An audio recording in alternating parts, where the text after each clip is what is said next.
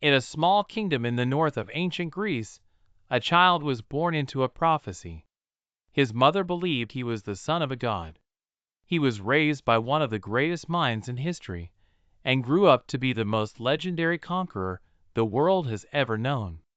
This is the story of Alexander the Great.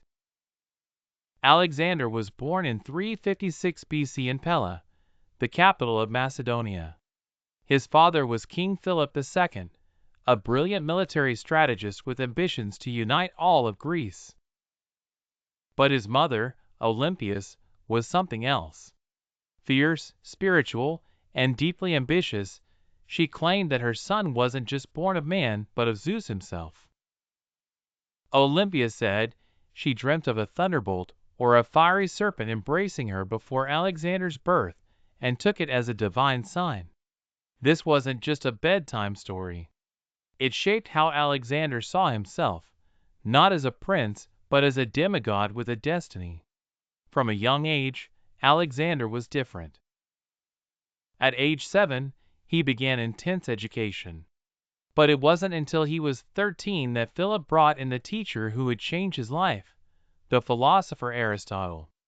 Aristotle taught him everything: philosophy, science, politics, logic. But what captured Alexander's heart the most were the epics. He obsessed over Homer's Iliad and idolized Achilles, the unstoppable warrior. Alexander even kept a copy of the Iliad under his pillow during his military campaigns. At 12 years old, a fierce horse arrived at the palace. No one could tame it. It was wild, dangerous. But Alexander noticed something others didn't. The horse was afraid of its shadow. He turned it toward the sun and rode it. The court was stunned. His father, proud and amazed, said, "My son, you must seek a kingdom greater than Macedonia. It is too small for you." That horse, Bucephalus, would become Alexander's loyal companion, riding with him into every battle until death. By his teenage years, Alexander wasn't just reading about battles, he was joining them. His father made sure he saw real war, real politics, real diplomacy.